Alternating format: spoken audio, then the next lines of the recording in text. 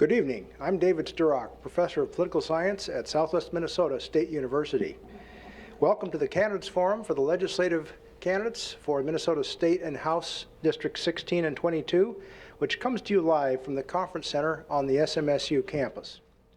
Due to the university's COVID safety precautions, the public is not able to attend in person, but we do thank you for joining us via KMHL Radio and Studio One Television. In 1992, the Political Science Association, a student club here at SMSU, began to host these candidate debates. In 1998, the Marshall Area Chamber of Commerce joined us as co-sponsor. Our partnership is committed to informing the voters of our region as they prepare to choose their next state legislators on November 3rd. We'll be holding 4 separate panels tonight, again due to the COVID precautions, in the following order. First, Senate District 22, then House District 22A, Senate District 16, and House District 16A. I will serve as moderator for Senate District 22 and for District 22A, and then Brad Gruhat, president of the Marshall Area Chamber of Commerce, will moderate for District 16 and 16A. Each panel will feature a series of questions submitted previously by the public and from local journalists, and will finish with closing statements of 2 minutes each. Our media panel consists of Greg O'Rear, publisher of the Marshall Independent, and Aaron Zemer, news director, and soon to be even bigger and better things, for Marshall Broadcasting, KMHL, and its affiliated stations. Welcome, and thank you both for being here. Our candidates for Senate District 22 are Shauna Marshall of the Democratic Farmer Labor Party and Bill Weber, the Republican nominee. Brian Abramson of the Grassroots Legalized Cannabis Party is also on the ballot, but is unable to join us tonight. All 3 candidates live in Luverne. Our timekeeper is Isabella Erickson. Isabella, if you'll wave your cards so your candidates know clearly who you are and where you are. Isabella represents both the Political Science Association and the Campus and Election Engagement Project, where she serves as a fellow. She'll signal candidates when you have 30 seconds left, 10 seconds left, and then we'll ask you to finish. You'll have candidates up to 90 seconds to respond to each question. Use less if you wish. We'll alternate the order in which you answer, and the first reply will come from Shauna Marshall. Media panel, your first question, please. Knowing now what we do about COVID-19, what should the state have done differently in response to it, if anything, 9 months ago? Thank you for the question, and thank you to SMSU and to the Chamber for hosting us tonight.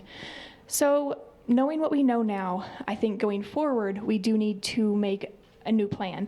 So I have a proposition that we create a system for our state of Minnesota that is a tiered system. So we meet certain criteria, we bump up to the next tier. And this can depend on the district, so that we're not making just blanket reactions or responses for the entire state. Because as we all know, what's going on in the cities is very different than what's going on in rural Minnesota. So that is one thing that we could have done differently, is respond in smaller areas, because, as I said, if we can create a system where we are looking at criteria. So what that would look like is, if the cities have a rate of infection that is at a certain level, they can be bumped up to the next criteria, which would then have certain restrictions, maybe a mask mandate, maybe a stay-at-home order. But if the rural districts have not met that criteria, then they would not receive those responses. So just kind of basing that on the areas. So that's what I would like to see put into play for if and when we should run into a situation like this again. Go ahead, Mr. Weber. Well, thank you. I believe that one of the things that should have happened and that we should never allow to happen again is that the COVID patients should never be put back into nursing homes when they're still sick. I think as we look at the percentage of those who have died that are the elderly, that were residents of nursing homes, certainly this was a tragic mistake that was made by the state in allowing that to happen. And I still don't, we haven't had a really good answer as to who was responsible for making that decision, but certainly it was not the right decision to make. Also, I believe that we cannot have our economy shut down the way that it was shut down in Minnesota. Back in April, when we were having an outbreak of COVID in Worthington at the pork plant, I visited with the governor, and at that time he asked what he should be doing, and I said, well, one of the things you need to do, I said, is open up Main Street again. I said, what you're doing by forcing everyone to go into the big box stores is you're accomplishing the very thing you say you're trying to avoid, and that is put people in contact with one another. I said, I don't have a problem with the box stores being open, but I said our Main Street businesses need to be open. Quite frankly, they would most days be very happy if they had someone standing every 6 feet apart in their stores. And of course, that went for months before there was any change in that, but those are a couple of things we need to do differently. Thank you. Next question, beginning now with Bill Weber. How do you feel about Governor Walz's continued emergency powers, and would you ask him to end the emergency order if you're elected? I have voted numerous times for him to end his emergency powers and during the special sessions. I believe that when we started out, there was certainly a lot of things that were not known, and I think that the emergency power legislation was put in place decades ago to obviously allow for a situation that you really weren't prepared for. But I do believe that that type of emergency power should end within 30 or 60 days, and from then on, the legislature should have to give a positive vote for that power in order to continue, rather than to take it away. I think as we went into the early stages of this, the legislature responded with the monies that were asked for at that time by the administration, and we cooperated very well with providing the necessary monies for both our emergency workers, our healthcare workers, provide additional safety materials and garments for them at that particular point in time. And to have let it strun on this long, in my opinion, is not right and has been harmful to our economy and to the freedoms, quite frankly, of our people. So I believe that we entered this, and Governor Walz entered this, not really knowing what to expect or the decisions that will be made as we've moved forward. I do believe that had the legislature, as a co-equal branch in the state government, stepped up and created a comprehensive plan to address the COVID-19 pandemic, to make a plan on how to move through the few months that we expected to go through, if they had that together and they created that plan and presented it, I do believe that Governor Walz would have been able to then release those emergency powers. Without that, I think he was making the decisions that he felt correct at the time. With that being said, kind of going back to the last question, if we can have a plan already in place where we know the criteria, we know the answers already, we know where we're going to go, then we don't have to get into the situation where the governor is having emergency powers, because there's already a plan. There's already a tiered system. There's already criteria that we know that this is going to be the response if we meet it.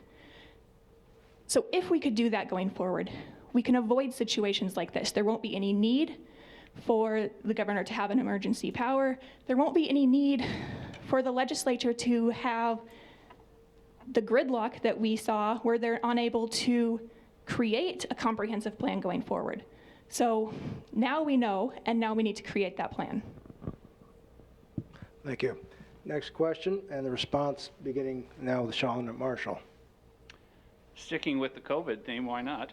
As was discussed at last night's Marshall School Board Forum, many of the candidates, and especially the incumbents, expressed concern regarding state funding for education as a major concern. Can you offer any assurances that despite the financial strains the state is facing due to the economic downturn associated with COVID-19, that funding for our local school districts will remain intact? To be honest, we're going into a very difficult year. We are facing a large deficit, and so there are going to have to be very difficult decisions made. With that being said, we are going to have to balance and examine really creative solutions to deal with the deficit that we're going to face, because we cannot push that deficit onto programs like education, where if we make cuts, it'll be detrimental to our children, detrimental to our communities. We have to make sure that whatever we do to address the deficit, we're not crippling the individuals and the small businesses and the students and the children that rely on those funds. So it is going to be difficult, and I don't think anybody sitting here today is going to be able to make guarantees.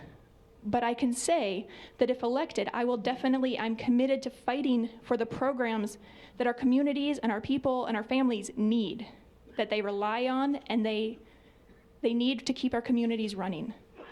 So without being able to give a guarantee, I can say that I can fight. I can be that voice for education. I could be that voice for the small businesses. I can be that voice for families.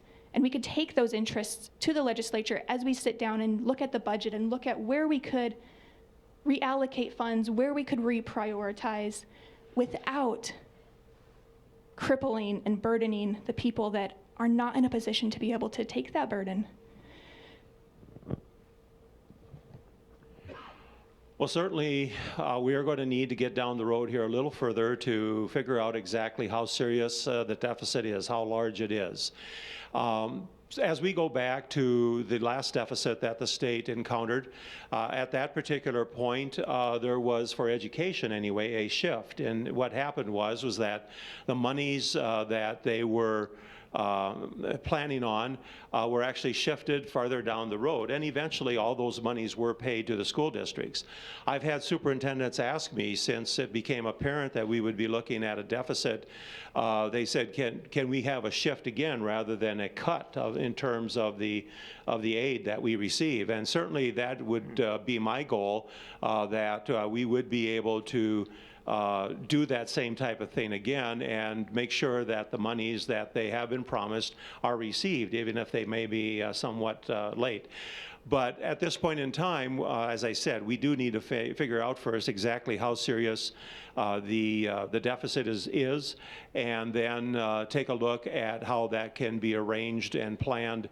As we talk about on a national basis, there's been some start of some recovery in some areas, and hopefully with the strength that our economy had prior to COVID, that will continue. Yep. Next question. Some estimates are saying that budget deficit will be about $4.75 billion over the next biennium.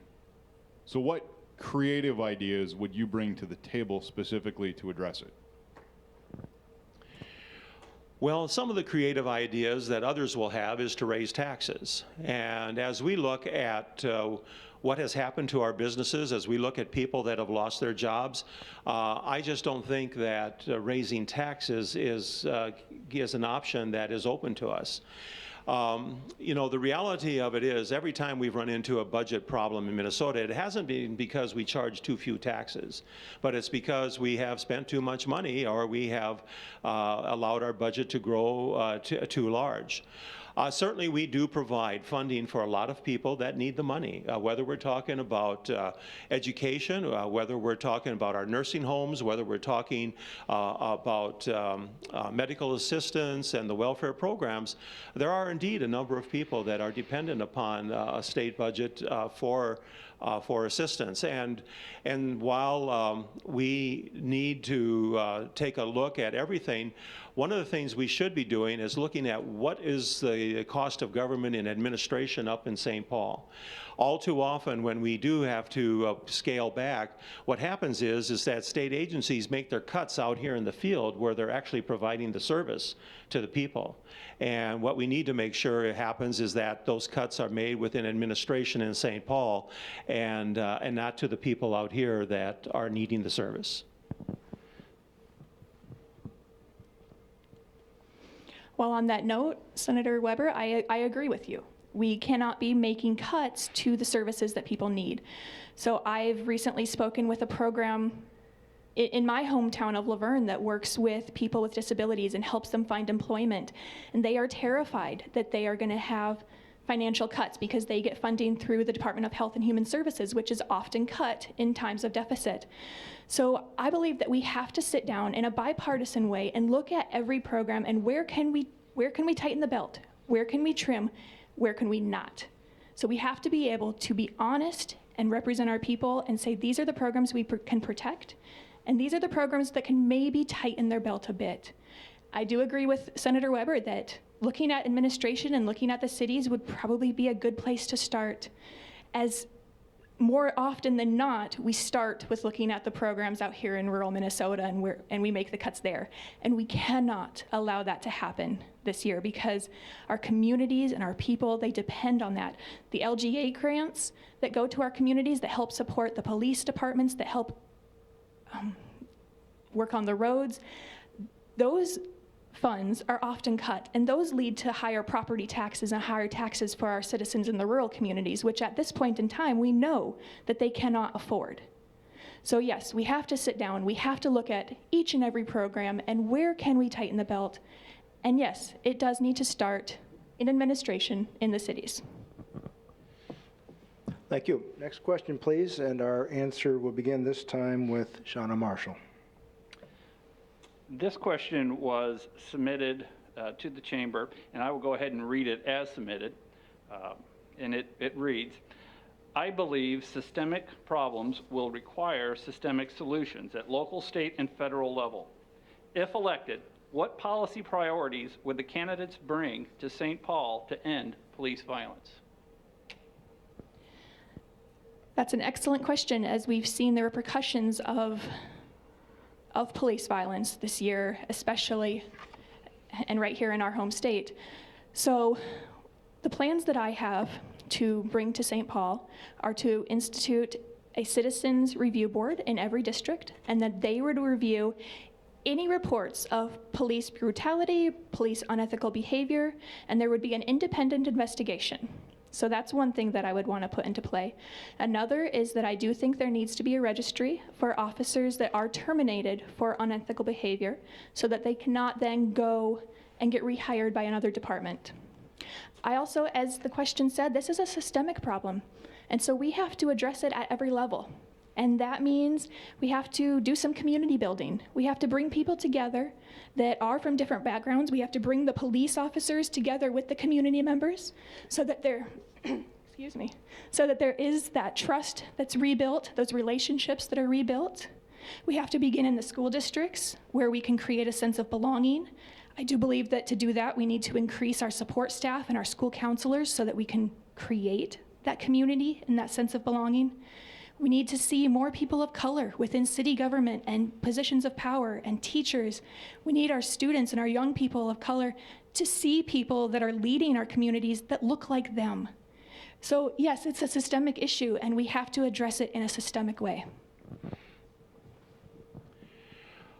In the special sessions that we've had, there were actually a number of reforms that have been approved at the state level. A lot of them deal with the areas of police who have been let go and somehow just managed to go down the road to another community. We have, I think, dealt with some of those issues of making sure that the reasons for their dismissal are recorded and that there is an information bank that is out there. You know, we also need to take a look at what happened in the Twin Cities this late spring certainly is inexcusable in terms of the event that sparked the riots and that type of thing. But we also have to take a moment and work within our communities to say, how can something get that far out of hand where, quite frankly, the people of the community have lost their businesses and their jobs as a result of the actions taken by those who wish to demonstrate. I certainly believe that people have a right to protest. They do not have a right to destroy and damage and loot people's property and burn it down. And so we do need to work closely within communities to bring the law enforcement and the communities together, and certainly that picture will look a little different for every community based on the people that are involved. Okay, we have time for one more question from our panel. Go ahead. Governor Walz has introduced emission standards that would largely mirror California's, including a provision that would require automotive dealers to dedicate by 2025 about 15% of their inventory to low emission vehicles. Do you support that measure? I do not support that measure. Basically, every time you put a mandate like that into place, you're going to increase the cost of those vehicles to the consumer. And I think that as you talk to the industry, you're looking at probably an increased cost of $600 to $800 per vehicle for every vehicle that they sell. Plus, when we are a border district, such as Senate District 22, you know, as I go into my car dealer lots in Laverne, you see a lot of South Dakota license plates, Iowa license plates from people that have come up here and have traded their vehicles. You go ahead and put this type of a requirement in place for Minnesota vehicles, you know, you're quite frankly going to cut out a lot of that trade that comes across the state line. And so I have no problem with there being an incentive for people to buy electric vehicles and what have you, but to go ahead and to follow the course of California, quite frankly, I don't really care to follow California for much of anything, to be honest about it. And I think that we need to make sure that our car dealers are allowed to operate at the maximum force within our communities. Certainly, the market itself will bring about the demand and for the vehicles, and we should not be putting those type of restrictions on them.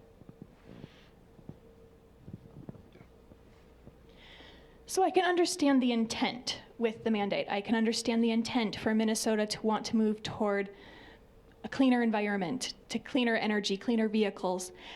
I can definitely understand the intent, and it's a worthwhile intent. I don't support or believe that we should just take on a mandate from another state. We do have to examine what is best for Minnesota, what works for Minnesota businesses, what works for Minnesota people, what works for Minnesota environment. How could we balance all of those needs? And so it can't just be, this is a mandate that California is doing, and so we're gonna just adopt it. It has to be an examined, researched project. We have to see what is going to work for Minnesota. And maybe it is some sort of mandate for our cars. Maybe it does look like that. Or maybe instead it's an incentive. But there needs to be research into it, and we need to look at what is best for our state. Our focus needs to be Minnesota and making sure that our economy and our people are doing well as we are working toward protecting our environment and keeping that clean. So it isn't a you know, one shoe fit all kind of thing for states. So we have to look at our state and what's best for our state. Thank you, candidates. That concludes the questions for our panel. We now move to your 2-minute closing statements. We'll take them in the reverse order at which we began. So, Bill Weber, your closing statement, please. Well, thank you very much. Again, thank you to Southwest State and the Chamber for hosting this event tonight. It has been a distinct honor for me to serve these past 8 years as a state senator for District 22. As I think about what I have witnessed in state government, as what I've witnessed in the state of Minnesota, I come to fully realize that it is the people of Minnesota that make this state great. It is the people of Minnesota that make this state work. And quite frankly, it's not government. Government has a role without a question, but when government becomes subservient over the people, quite frankly, not so good things happen. And we need to make sure that as a state, we not only assist people in terms of promoting the economy, promoting jobs, creating jobs, helping those who are in need, but we need at times to get out of their way. All too often, through our tax policy and what have you, we see serious problems developed. Actually, it was recently announced that a business that had its start in Rock County is now going to expand into Sioux Falls. Because as they look at the cost of doing business in Minnesota, it would be better for them to be across the state line. We need to make sure that that type of thing doesn't happen. Some of our greatest opportunities for growth come from the businesses that are here. When I was in local government, and I spent 16 years in local government, I would hear from my businesses, you know, you're always out there trying to attract the new people. What about helping those of us that are here? And I think the same thing holds true on a statewide basis. We need to take a look at our policies to help our local businesses that are here be willing to stay, be willing to expand, and help provide a better life for everyone within their communities. I will continue to work for that, and I ask for your support on November 3rd. Thank you. Thank you. Shauna Marshall, your closing statement, please. I again want to thank everybody here and everybody watching and listening on the radio station, as well as SMSU and the Chamber for hosting us tonight. So, throughout this campaign, I have had a really unique opportunity to meet people, to visit communities, and to hear what the needs are. And I'll tell you, I have learned a lot that Minnesota does a lot of things right. We are a good state and we are good people. With that being said, we have a lot that we can work on and improve. I believe that we need a voice in the state legislature that will fight for families, that will fight for children and education and workers and fair labor laws, and to keep our communities thriving. So yes, the people make the communities, that is true. But the state government is in the position to be able to provide the means, to make sure that they have the ability to do that. And that is what I want to do in the state legislature. I want to help the state government be what they need to be for the people, for the communities. And to do that, you have to go back into the communities. You can't be elected and just stay in St. Paul. You lose touch. You have to come back and talk to the people and talk to the city governments and find out what the needs are, what the experiences are. And that is something that I am committed and dedicated to doing should I earn your vote this November. I'm also a mental health provider, so that has given me a lot of experience with talking with people from all different backgrounds and hearing their stories and really seeing their experience through their eyes. And that has helped me, in a large degree, know where our needs are, know what needs to be fought for. And in my experience, I have been advocating for the last 7 years for people and looking at solutions and focusing on that. And I can do the same in the state government. And that is why I'm asking for your vote November 3rd. Thank you. Thank you. Candidates, Shauna Marshall, Bill Weber, Senate District 22. We appreciate your being part of our program. We'll take a moment now for transition to the next segment, and we'll pick up the broadcast here in about 1 minute.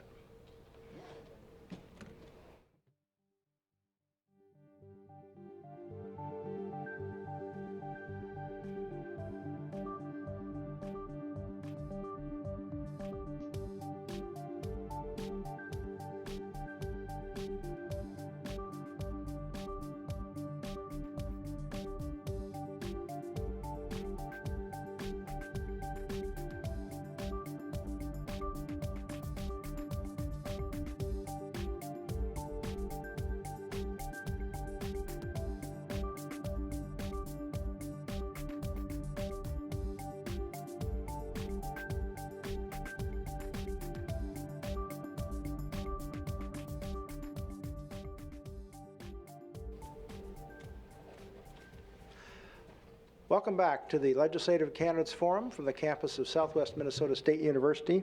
Our second segment features House District 22A. The candidates are Chris Baumberger of the Democratic Farmer Labor Party, and who lives in Slayton. He is unable to be here tonight due to a work commitment. The Republican candidate is Joe Shoemaker from Luverne. It's been our policy that when only one candidate for a given office is present, that candidate will be given 15 minutes. That will include questions from the media panel and then a 2-minute closing statement. Go ahead. Knowing now what we do about COVID-19, what should the state have done differently in response to it, if anything? Well, thank you for that question. And it's, I like the way you phrased it, that it's knowing now. I think that a lot of people like to look and play the Monday morning quarterbacking, especially because it becomes a partisan issue overall. I think that what we're learning from the University of Pennsylvania in the research that they've done, even what the World Health Organization has put out there in regards to some of the policies about the economic shutdowns that we've had and how they were actually more detrimental than positive for the state, for any government as a whole, that the juice wasn't worth the squeeze, if you will, on that. That's one policy that we can move back on and look at other alternatives. I think mandates in general, and they'll probably come up a few times in the questions tonight, mandates in general really create an adverse effect in people's minds and how they want to react to what's being presented to them. I think that with this, if we had taken an approach that was less on the mandate and more on the recommendation side, less on the punishment side, and more on the incentive side of things, we would have seen different results, different actions taken by people, and a lot of a different type of response to it overall. I mean, people consider themselves patriots to not be wearing a mask in public and that sort of thing because there's a mandate for it. That's just the human nature, is to want to go against what authority is telling you to do, and when it's something even as simple as wearing a cloth across your face, that we have challenges with that, and I think that that's a big area that we can be looking at. The other piece that I would be wanting to look at is, yes, having more of a region-based response to these things instead of a statewide response. I don't think that people, especially out in our area, when I talk to them, had the same kind of reaction or thought that it was wise that the decisions that were made from St. Paul that would have more benefit in St. Paul have the same effect out in our neck of the woods. And so those are definitely two areas that I would be looking at. When it comes to the schools too, and having that set up as having those benchmarks set up based on the types of results that were coming in. We hear report after report after report in every school district about how people now aren't going to get tested because they don't want those numbers going up in the schools and then having their schools shut down. They don't want to be blamed for that. And so again, we have an adverse reaction to what was supposed to be a positive policy put in place. And so overall, those are three areas that I'd be looking at right away that we could be making adjustments to overall on the response, so that if something were to come into the future that we needed to respond like this, again, we know areas that we could do better with that. That said, it's hard to be critical of the governor's initial response to these types of things, just because it was difficult and there's no playbook on any of this. And so walking in without any kind of plan with it, because there couldn't be a plan, I think that if I was put in that position, I don't know what I would have done exactly on some of the decisions that were made there. And so so again, I like the way you phrased that question and put that together so that we could respond in a positive way. Okay, and as we move to the next questions, try to keep your answers in that minute and a half range or close to that, please, even though our format's a little more relaxed. The consistency would be appreciated. Next question, gentlemen. It's all right. It's okay. What is your plan to help, and in some cases continue to help, small businesses during the economic downturn that's resulted from COVID-19? That's a great question. I think that we've only seen part of what we'll have moving forward in this, because as we saw the money coming in at first, we saw a lot of communities engaged in the process of trying to help out local businesses to keep them open. We know that there's a movement now for people to shop local, to avoid the highly populated big box stores. That's what we're hearing from our retail associations, as people want to shop with us. But the issue is going to be, where do you get supply? And we're seeing it not only in our local business, but businesses we hear up and down every day. I was talking to someone else earlier today about the lack of supply that they're able to get in order to provide care and treatment for people, for pediatric patients that they have. There's just not the supply there. There's going to be inventory shortages, and so we can flood the market with more money, but when people can't buy anything because there's not stuff to stock on the shelves because people aren't working in the factories to build these things, we're going to have a shortage that way. And so we're going to start seeing the effects of this come out further and further, and that's where my concern would be, and where we would shift things. I think opening up the economy as much as we can to provide for businesses to be have more of a response in how they get things up and running and bring up that supply chain is going to be the best overall long term for our economy. Thank you. Next question. Well, since David said we have a little more relaxed format for this one, I'm going to ask you a two-part question, so maybe you can use your extra 30 seconds on part two. You heard part one in the first forum, in which it was mentioned that Governor Walz introduced emission standards that kind of mirror California's in relation to low emission vehicles, requiring automotive dealers to have 15% of their inventory dedicated to that by 2025.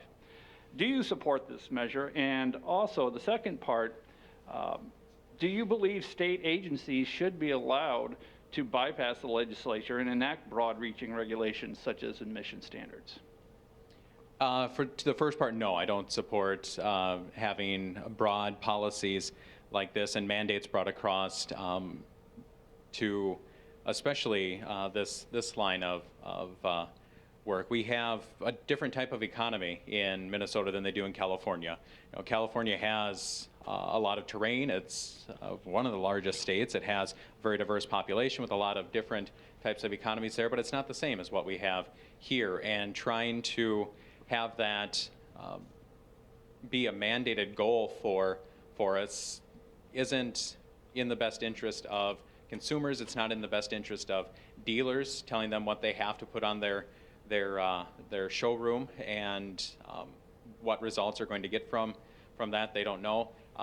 And having that kind of shift doesn't work. And when you bypass the legislature, it's unfortunate at first because the legislature is the one that's accountable to the people. Sure, the governor is, but the governor's only up every 4 years. Those of us in the House are up every 2 years. And second, as we saw many times with the response to COVID and what the governor's mandates were doing there, we were the ones getting calls every single day to respond to the different things. Hey, I can't get a hold of anyone with unemployment. I can't get a hold of anyone at the Department of Human Services. I can't get a hold of anyone at the Department of Ag. Having those barriers and people frustrated, obviously frustrated, and directing that at us when there's nothing we can do about it. If they're directing it at us and we can do something about it, great. That's what we're here for. But when we have no say in the process overall, but we're the ones who are directly responsible to the voters, who are there at the parades, at the county fairs, and all of those things, and dealing with that day after day with our friends and neighbors, it's a whole other world to deal with. And so no, I don't think that departments making decisions like that are worth our while. Next, please.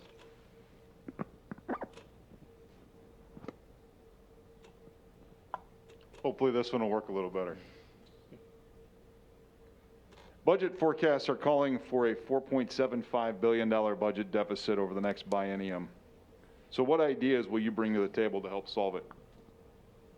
That's a great question. I think it's probably a little bit optimistic. 4.7. That's on the low end of what I've heard, and it's going to take a caveat of things to really get that going. I do not believe that we are going to be able to balance the budget on the backs of the people that we shut down for the last year. And I do think that a tax increase would be signaling to people that they weren't essential during 2020, but as soon as we need the tax dollars in, now all of a sudden they're going to become essential. And I don't like the message that that sends to people who are just trying to earn a living out there. And when it comes to trying to balance the budget, I think the area of Health and Human Services, which I've worked in for the last 10 years in the legislature, is the area that typically gets affected the most. Even in surplus years with Democratic control, we've seen cut budget targets for the health and human service areas just because the inflationary factors that go into that are so exceedingly strong there. And so in that area, I'd be looking at a few different things. One, I'd be looking to get Minnesota on board with the nurse licensure compact so that nurses are able to work across state lines and be able to run more efficiently. I'd be working on trying to get more conformity on the federal level with our Health Insurance Privacy Protection Act to make sure that we're not spending hundreds of millions of dollars every biennium in administration for privacy admin that doesn't happen in 48 other states. I'd be starting in those two areas. It's just a tip of the iceberg on what needs to be done in that, but those are two really quick areas that we could move forward with and actually see some really positive results right away and then start going from there. I think we have time for one more question.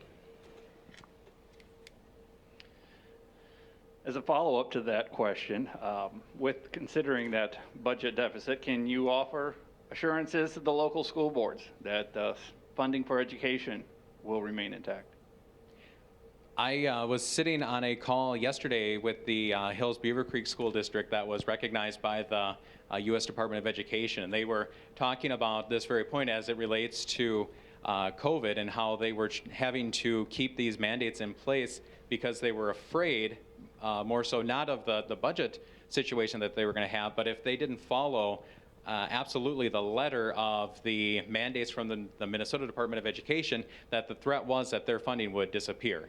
I've heard that from my local teachers too that are on the COVID response advisory boards, is that they are so afraid that if they waver from that response at all, even if it doesn't make sense for their district, that they will end up losing funding because that's what they're hearing. And they have reason to believe that's true because we see how the Attorney General has been going after bars and restaurants in the state when they're not following to the letter of the executive order. And so I think that we have that portion of it that needs to be dealt with, and then we'll have the budget to come up with after that. Education makes up about 35% or 30 to 35% of the overall state budget, so it's a big portion of it. I think that as far as we've gone in the past, it's been more on the line of shifting the funding or delaying the funding that would come back later, not in the way of cutting, but we will do what we can to make sure that those funds are there, especially when it comes to rural schools, because we're already being funded at such a different rate than what the metro schools are. Thank you. And now, Mr. Shoemaker, time for your 2-minute summary statement. All right, well, thank you for the opportunity to be here tonight and getting this organized. I'm sorry that Mr. Baumbecker wasn't able to be here. I've gotten to know him over the last couple of forums, and he's a really, really nice guy. He's really interested in what's going on and wanting to offer some thoughts on different things. So I was sorry to see that he wasn't here. This year, I'm running for my 6th term in the House, and this year's a little bit different for the reason that I'm running. It's seeing what's happened over the last several months, and the fact that we have a government now that can tell you whether your job is essential or not. I remember waking up and being told that my business had to keep its doors shut because we were no longer essential to the whole process of the economy. And human beings are created to have a purpose in life. And if our purpose is to sit at home and watch Netflix for several months or sit on Zoom calls, we're not serving ourselves, we're not serving our economy. And so it's unfortunate that that's the route that our government decided to take.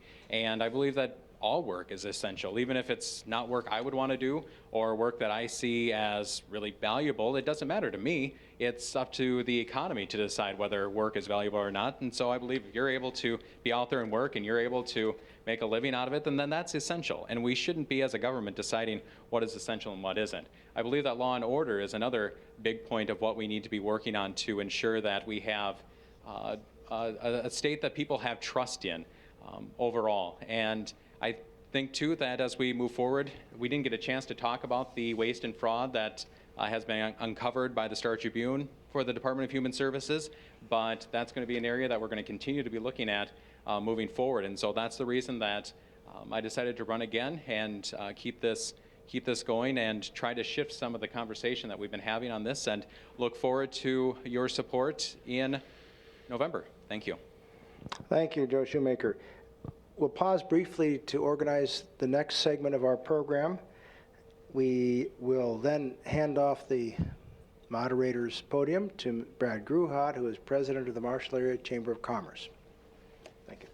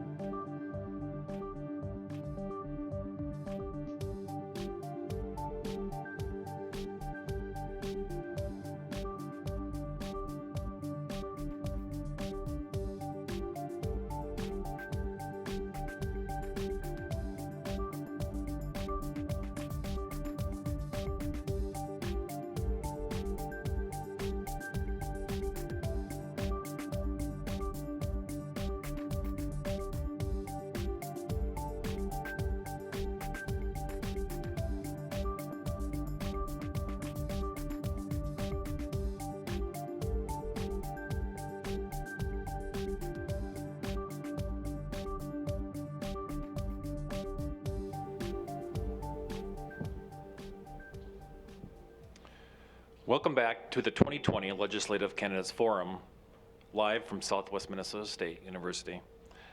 There are 3 candidates for Senate District 16. Gary Dames is a Republican and lives near Redwood Falls. Joshua Prine represents the Independence Alliance Party and lives in Lucan. And Steve Preslicka from Franklin is from the Legal Marijuana Now Party. Since neither Mr. Prine or Mr. Preslicka are present, Mr. Dames will be given the 15 minutes for questions and a closing statement. Thank you, Gary, for being here.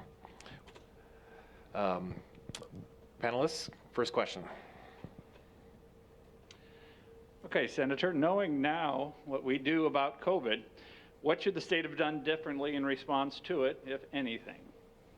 Well, thank you for the question. And early in the COVID process, there was a lot of modeling being done because of several of the folks that have been here before me have talked about, you know, this is an unknown and we're kind of in uncharted territory.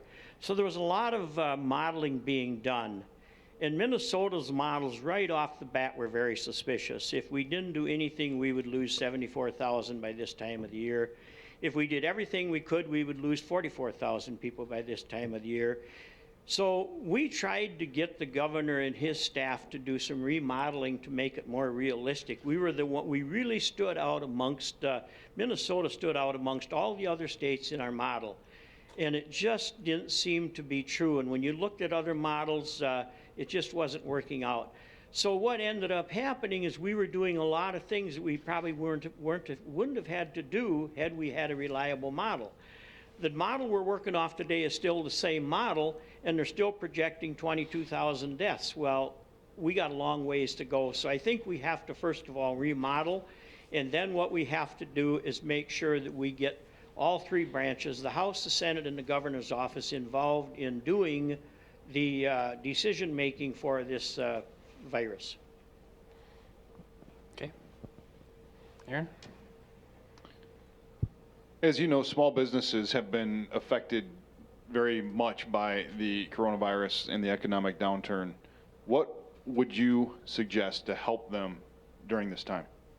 Well, I think there's several things that we're going to have to look at doing. And I think one of the first things we have to do is figure out a safe way to get these businesses open back up. We look at the box stores, they were open through the whole thing, and they had certain regulations they followed. And so we were looking at ways in the Senate we could get these stores open back up. So we asked people to send in plans to us and tell us what they would do if they had the opportunity to open back up. And we had several businesses respond, and they had some very good plans that if left to implement, they could have put those in place. They could have been open just like the box stores, and they could have been in a much better position. As the way it was done, we started closing these folks down, and slowly we ended up with a lot less businesses in business. Today they're projecting that we could have 40 to 42% of these small businesses in rural Minnesota never open back up. And it's really unfortunate when we in rural Minnesota have to fight for everything that we get and work very hard to keep businesses, grow businesses, and attract new ones, that this came along and we had to deal with it, no question about it. But I don't believe that we had to shut every business down when there are a lot of good plans out there, a lot of opportunities, and the businesses were willing to adopt. They did a very good job adopting, and they were willing to do that in order to stay open. Okay, Greg? Senator, could you give us your opinion on the emission standards introduced by the governor? Yes, I sure will. I do not support the California emission standards, and I'll tell you, if you go and talk to a local dealer, there's probably not a dealer around that hasn't at one time or another had a California emissions car on their lot. And then they find out how well those operate in Minnesota. You have a totally different climate. A lot of things are different in California than they are in Minnesota. We deal with 4 seasons. And so there's a major impact on this. Furthermore, I don't believe that this should be done by executive order. This ought to be going through the regular committee process. This ought to be going through the regular committee process. This ought to be going through the regular committee process, and those decisions should be made. The other problem with the California emissions doing an executive order is in that order, there's an agreement in there that any future changes California makes to their emission standards will be automatically adopted in Minnesota. I don't think we need California telling us how to adopt emission standards in Minnesota. I think we're capable of doing that, and I think we need to have that opportunity, and we're not getting that opportunity at this point.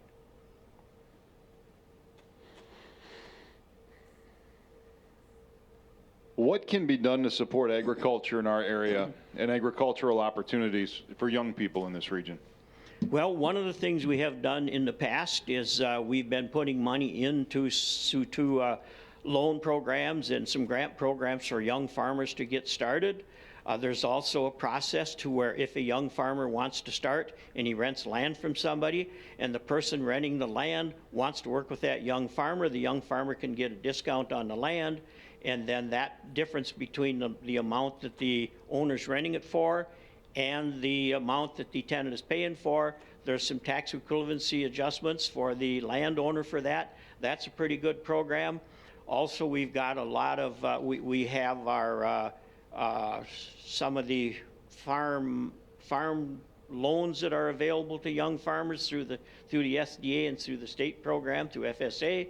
So there are several programs out there. I think one of the things, some of the things we have to do is make sure that we encourage people to look at those programs, encourage people to participate in those programs, and encourage young folks to come back to the farm and take opportunities in some of those situations.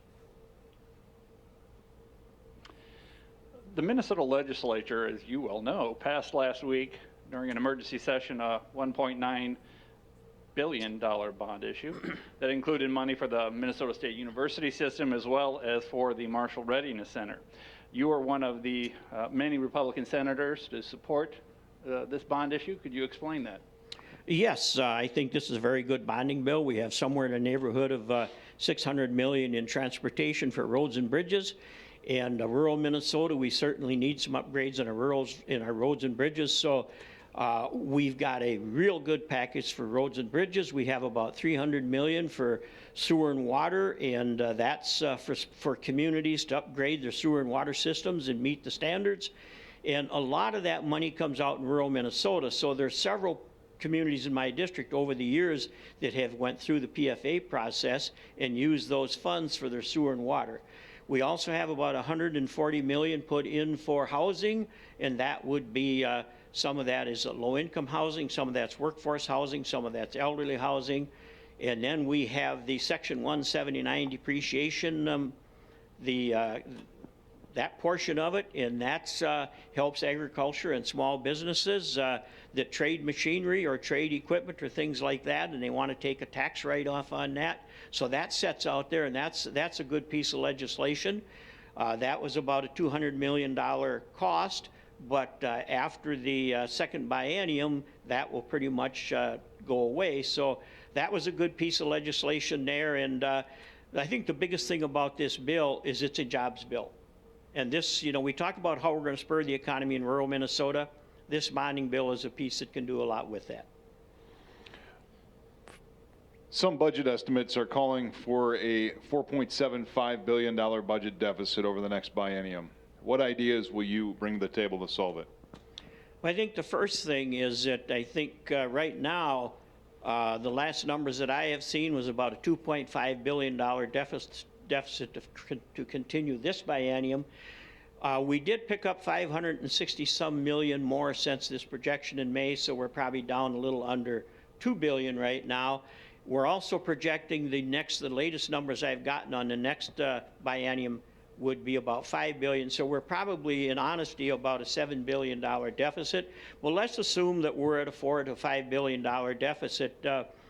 With probably 40% of our small businesses not surviving, and the rest that do survive really struggling financially, this is not going to be a time to be raising taxes. The businesses adopted. They've tried to do everything they can to survive. They've adapted to the situation, and state government's going to have to do the same. We're going to have to adapt to this situation.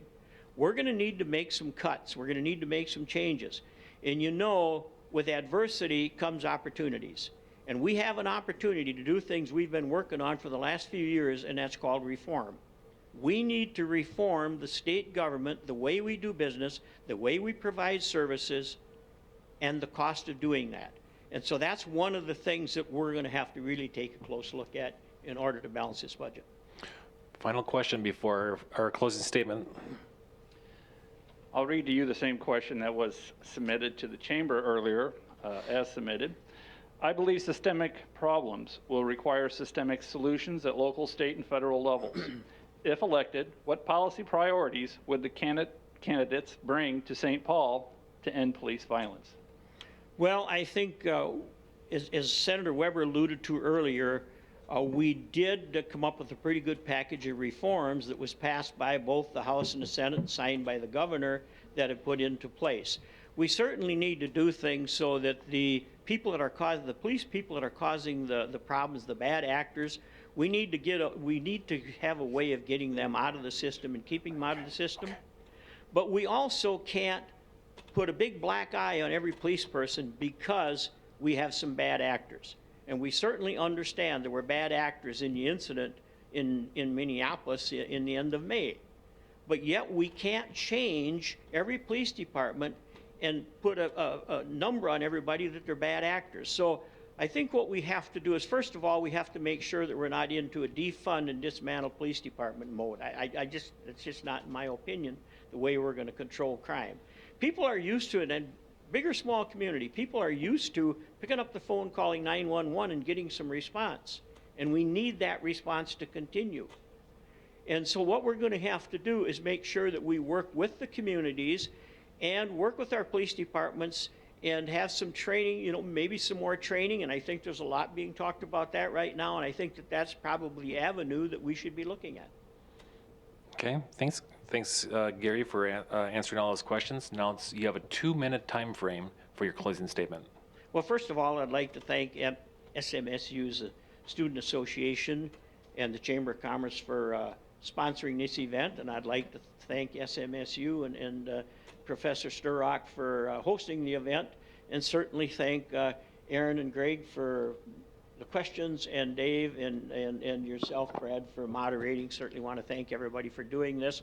These are important events because it's an opportunity for people to see and hear what people are going to do if they get elected or if they get reelected or something like that. So I am Senator Gary Dames. I'm from Redwood Falls. I'm a lifelong resident of that community. My wife and I have lived there for several years. We have 2 children, 2 grandchildren. And we appreciate the support we've gotten in the past from the district. There's a lot of work to be done, and I would like to have the opportunity to go back to St. Paul, represent District 16 there, and work on a lot of these issues that we have. So with that said, thank you very much for the past support. I would appreciate your vote on November 3rd, and good evening, and God bless. Great. Thank you, Gary Dames. We'll take just a short break, and I think we got some new batteries for some microphones, and I'll be back at it here in a minute.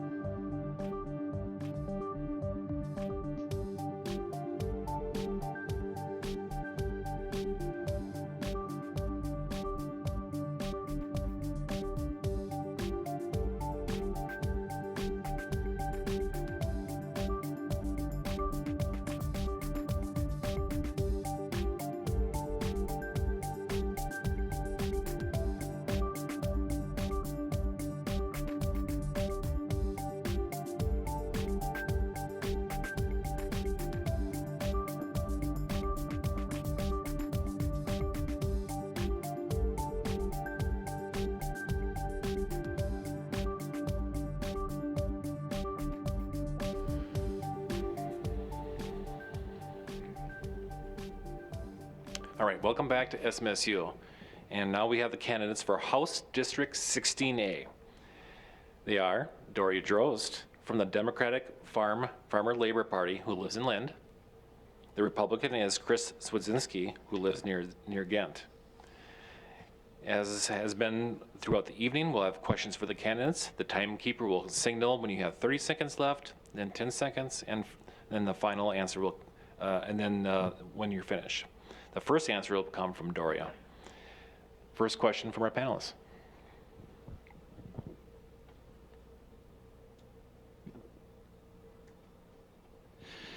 Start with the same question that we had for.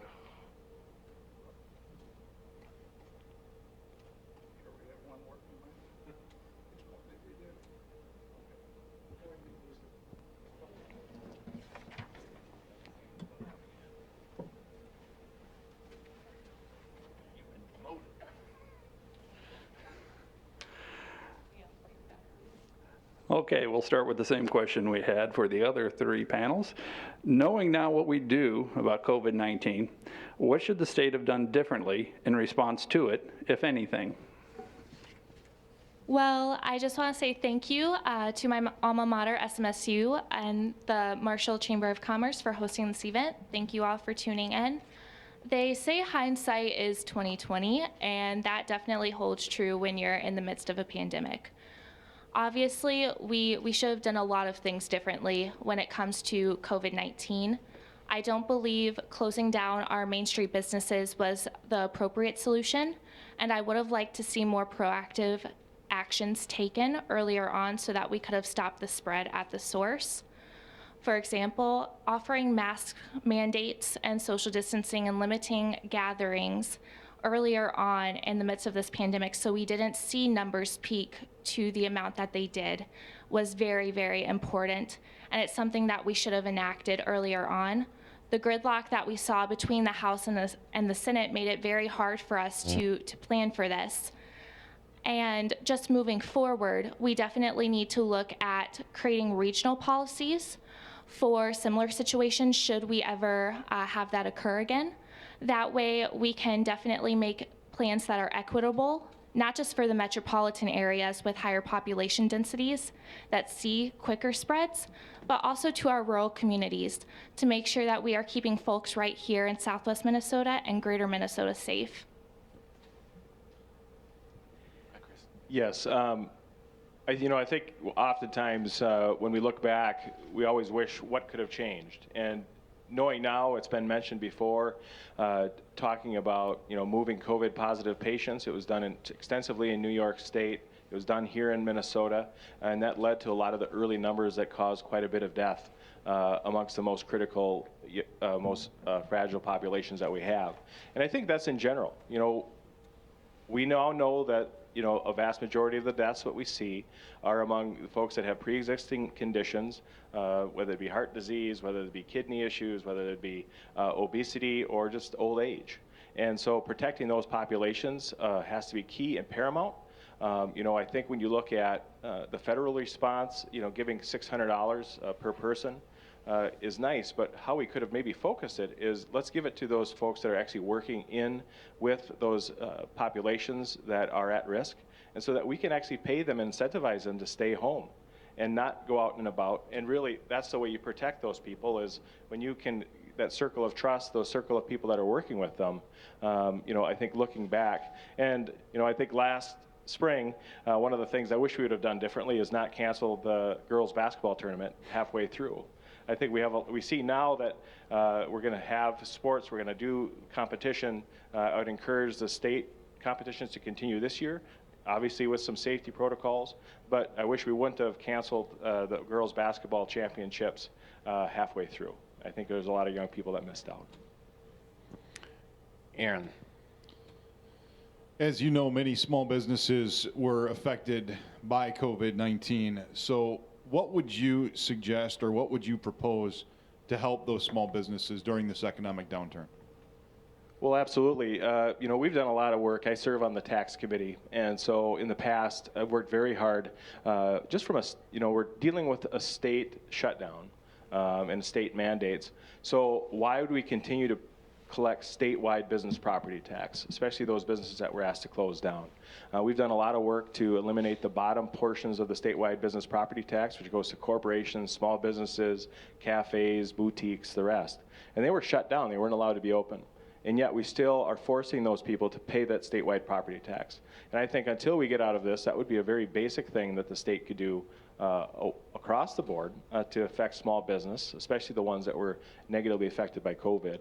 But then also look at, what are the restart costs? What are the abilities for those folks to get back into business? And that's opening them up safely, smartly, but also giving them a leg up. A lot of these businesses that were negatively affected were owned by women. A lot of these gave their life savings, gave up their job, and started a business. And what we can do to affect those folks to get them back on their feet so their nest egg isn't lost. And I think that's what you see, whether it would be riots in Minneapolis. Those were vast majority of the businesses that were burnt were minority-owned businesses. And yet, there's things that can potentially be done. But I think, taxes is something that the state can do. When you have an economic downturn where businesses are hurting, it's all, I think across the board, everyone agrees that we shouldn't raise taxes. But the way you encourage things is to cut them. And you cut taxes, reduce that burden on business and families. Okay, Dorian?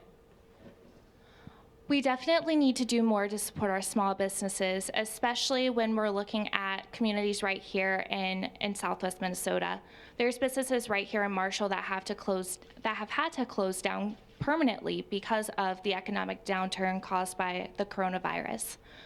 There were a number of bills suggested at the state level to provide grant relief funding for our small businesses to make sure that they don't have to close their doors. I'm disappointed that my opponent voted against one of these relief packages, specifically with grant funding for small businesses. Moving forward, we need to make sure that we are providing this financial stability for our mom and pop shops. And we also need to be looking big picture. By investing in our infrastructure down here in Greater Minnesota, that way we can drive more people to these communities and really stimulate the local economy. Investing in roadway systems is the first step, but also investing in micro-business legislation. I have a policy proposal that specifically targets the creation for small businesses so that it's easier for folks to start up in their local communities. That specifically targets businesses that would be starting with 5 or fewer employees. I have that plan, and I also believe that we have so many steps that we should be taking to support our small businesses, with tax alleviation being one of them. If we are going to raise taxes, it should be on the corporations that were allowed to stay open, not on the small businesses that are supporting our local economies. Okay, next question. As was discussed at last night's Marshall School Board Forum, maintaining current levels of state funding for education is a major concern for our rural local districts. Can you offer any assurances, despite the financial strains the state is facing due to the coronavirus impact, that funding for our local schools will remain intact? I'm proud to say that I've been endorsed by Education Minnesota because of my dedication to supporting public education here in Minnesota. I definitely do agree that we are facing a significant budget deficit that needs to be addressed. Like I said before, I don't believe that raising taxes is the answer. We need to find efficiencies in things that we are currently doing. One of the conversations that I've had with local construction unions is that when the state contracts for construction projects in Minnesota, a lot of the times they are contracting with out-of-state companies.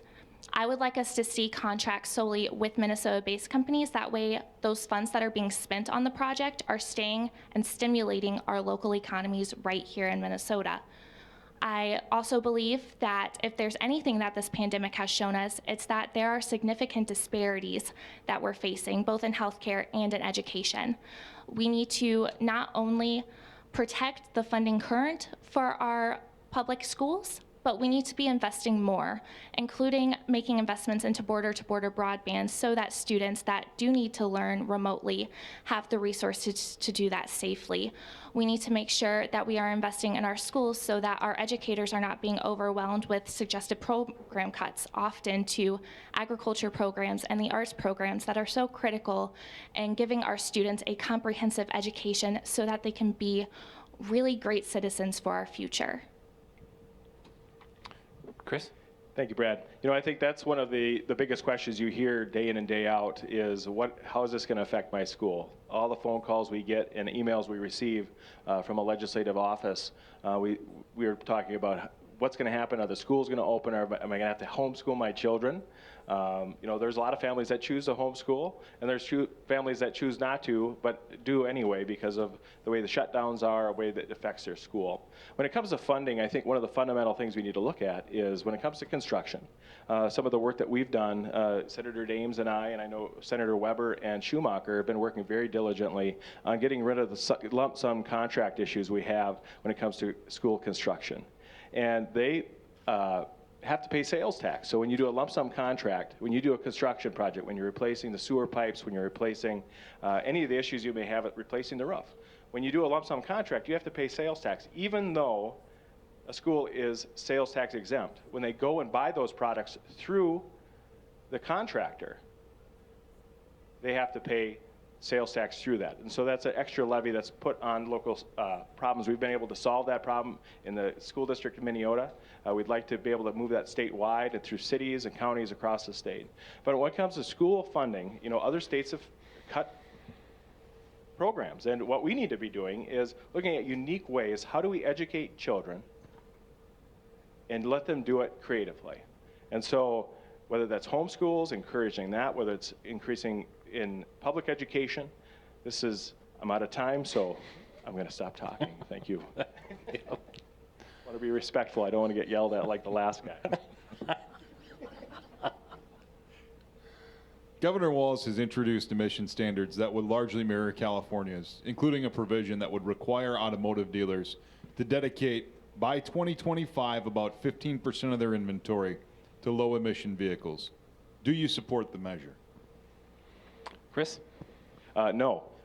You know, I think this is one of the biggest issues that we have when it comes to state sovereignty. You know, when we look at the rules and regulations of auto manufacturers, it already is pretty high when it comes to federal mandate. The cars that Senator Dames talked about having troubles operating in our climate is one thing, but the idea that we would give away our state legislative power to California through rulemaking is absolutely ridiculous. Now you see with the news, which Governor Walz supports this. This is who we're fighting.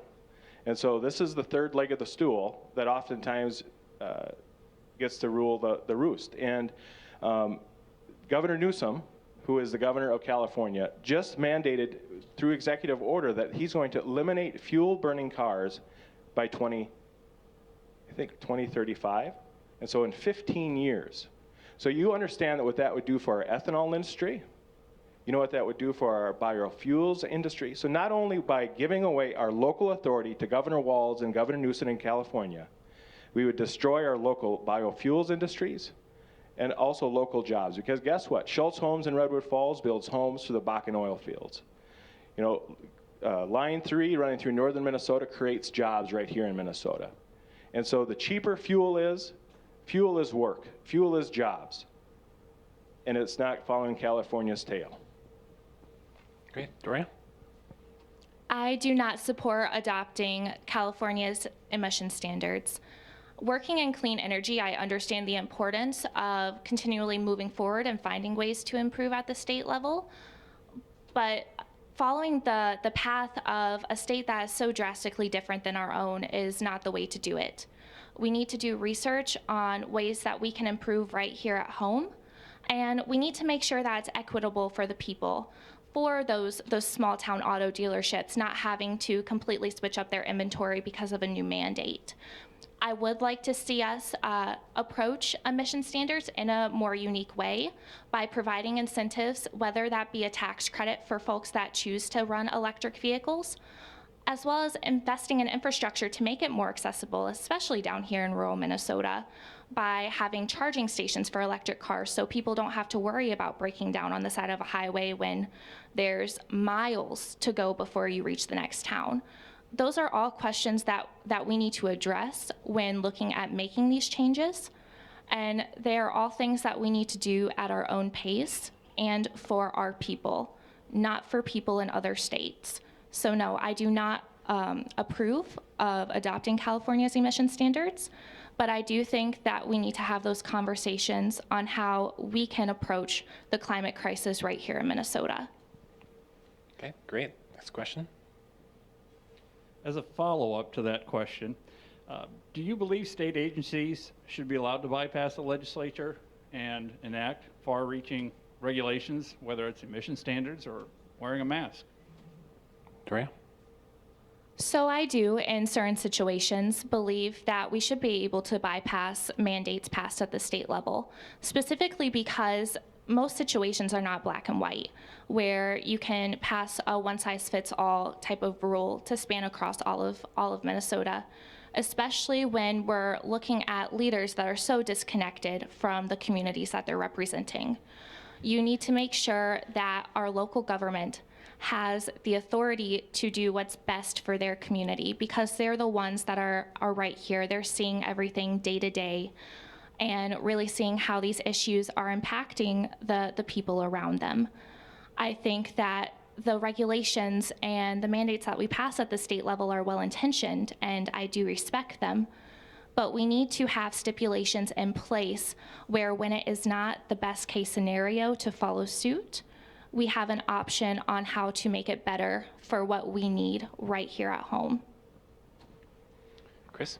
Absolutely. I believe foundationally in a bill that I've worked on for years and have, believe it or not, gotten any support from the governor's office, whether it be Mark Dayton or Governor Walz, is to limit agency rulemaking, that if it affects a business or individual over $10,000, it needs to have legislative approval.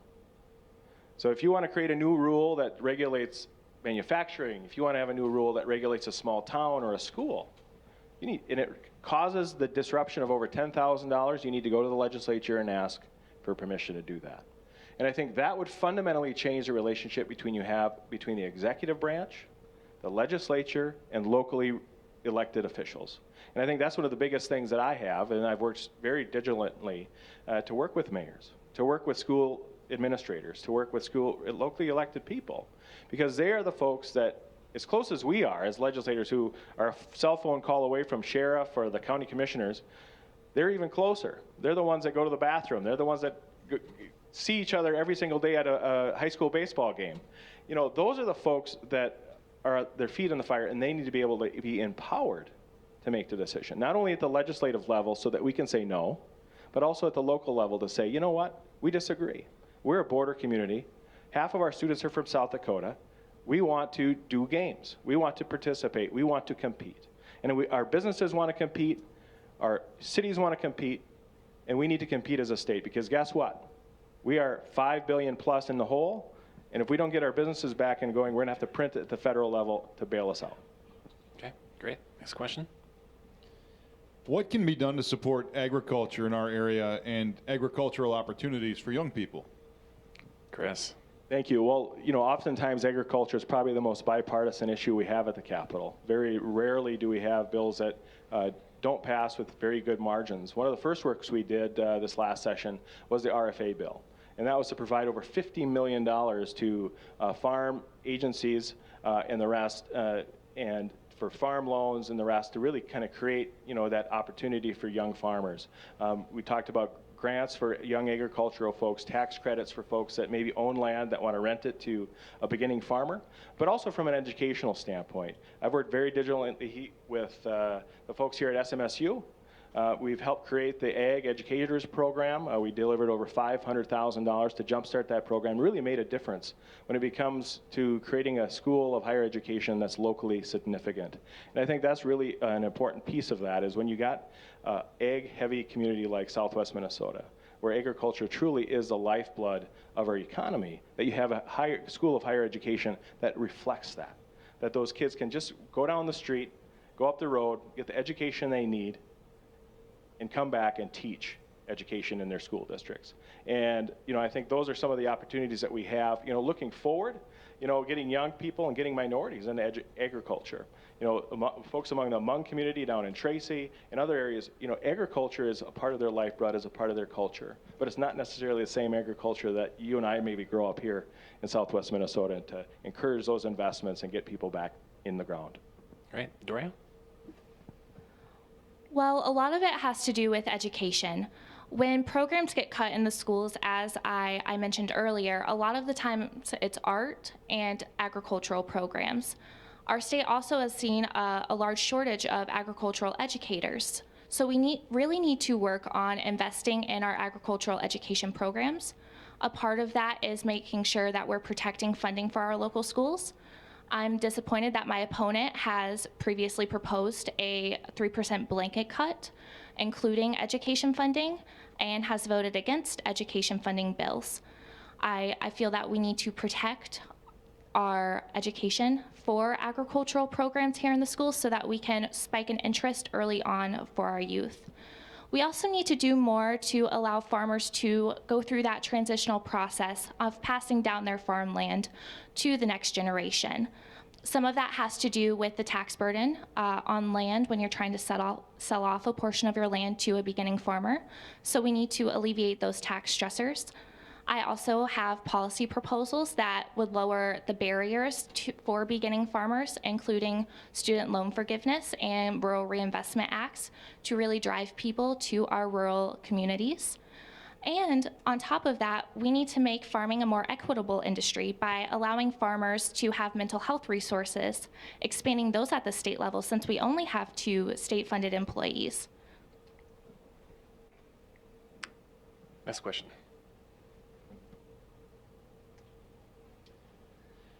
The Minnesota legislature passed last week a $1.9 billion bond issue that included $91 million for the Minnesota State University system and funds for the renovation of the Marshall Readiness Center.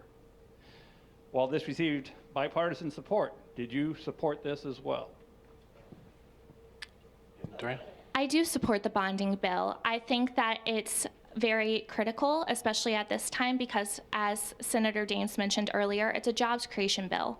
And creating those jobs is really going to help drive us out of the budget deficit that was created by the coronavirus. And the bonding bill also had bipartisan support just because of how well structured it was with funding allocations. I fully support this bill because it allotted a portion of funding specifically for the Marshall Readiness Center here in our district. It also supported funding for public safety, for education investments at our public state institutions, as well as at the University of Minnesota. And it had a very large funding package for infrastructure investment that would specifically help build up our rural communities through the creation of transportation and highway systems, replacing our outdated drinking water systems here. Minnesota is #1 in the nation for having drinking water systems with at least one EPA violation for its populations. We want to be #1 in a lot of things, but it is not the risk of health for our people. I believe this bonding bill is going to do a lot of great things moving forward, and I'm very disappointed that my opponent voted against this, especially since it offers funding right here for the people in District 16A. Chris? My opponent is absolutely right. I did vote no on the bonding bill. And it was not necessarily for the content. You know, I worked very hard to get funding for the water projects, road projects, local projects, the Readiness Center, bringing the bonding committee here to Marshall a couple times, the Senate and the House. We had them tour different projects. We worked very diligently to make sure those bills and projects were in those, the bill. The fundamental problem that we do have is the other questions we've covered very thoroughly tonight. You know, we've got a $5+ billion shortfall right on our laps. And the only reason why we were able to pass that bill is because it wasn't paid for. The money's not there. We're operating right now off the February forecast, which has us at a 2-point-some-odd billion, just a 2-point-some billion dollar shortfall. And we know we have a $5 billion shortfall next biennium. These bills were not paid for in this biennium. That's my phone. These bills were not paid for in the next biennium. And so when we're talking about let's not cut schools, let's not increase tuition at SMSU, let's not do these other things, that we had to fundamentally make a decision. I made that decision to vote no on this bill because it's going to make the job of balancing the budget that much difficult in the next biennium. I support a lot of the projects that were in there. I worked hard to make sure they're there, but I think it's fundamental that when we raise our hand to uphold the Constitution, that we have a truly balanced budget. And this bill threw that out of whack. It was not paid for, and it should have been. Sure. Final question before we go on to closing statements. This question was submitted to us today. It comes from somebody who's not here tonight, but I'm just going to read it as it was written to us. I believe systemic problems will require systemic solutions at local, state, and federal levels. If elected, what policy priorities would the candidates bring to St. Paul to end police violence? Chris? You know, I think, you know, one death that shouldn't happen is one too many. And, you know, I think the fundamental job that we give to police is an exceptionally difficult one. You're not always asking police officers to show up to birthday parties and give people rides in squad cars. Oftentimes, you're asking police officers to go to someone's worst day of their life, day after day after day. And do mistakes happen? Absolutely. Does any police officer that maybe had an accidental shooting or a death on their watch regret it every single day? Absolutely. You know, there are bad apples that do not care in any job, in any profession. But the idea that it's a systemic issue, that people are out killing one another because of the color of their skin, in some areas it might be real. It probably is real. But in other areas it's not. And it's sometimes just something that happens, and it needs to stop. And so what we need to do is empower families and empower individuals to do better, and our communities to do better. And we can hold police accountable and say that's the problem, but those folks didn't get there because of that police officer. Those folks came there because of a failed system that doesn't support them, a failed family, a drug habit, many other different things. And so, you know, when it comes to systemic issues that we have, we need to support police officers and families, because there's a lot of folks hoping that they will leave the profession, and we've seen what happens when we want to defund the police, and that simply shouldn't happen. Great. Daria? I agree. Systemic issues do require systemic solutions. From folks that I've talked to right here in Marshall and surrounding communities that are people of color, they have felt targeted by police, and that is very disappointing. I stand by our police. I believe that what they do on a day-to-day basis is grueling and stressful and something that no individual should have to take on, especially when you're met with those crises and those difficult situations. However, we need to look at the issue, and that is people of color are being hurt, if not murdered, by police officers. We need to make sure that our officers are met with education and training resources, including cultural competence training. We need to make sure that we are providing them with support networks.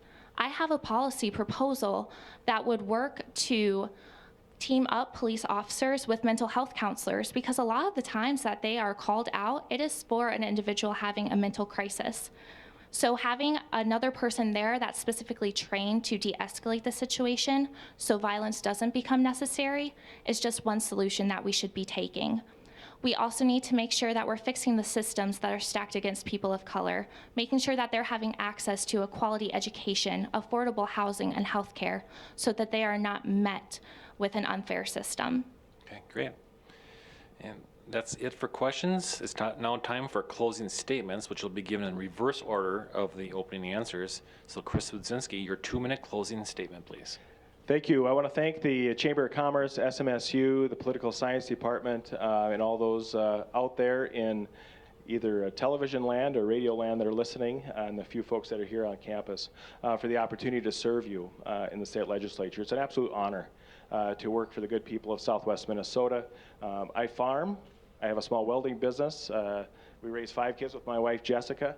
And, you know, I think the fundamental thing that we all care about is Minnesota, and that's why we're Minnesotans.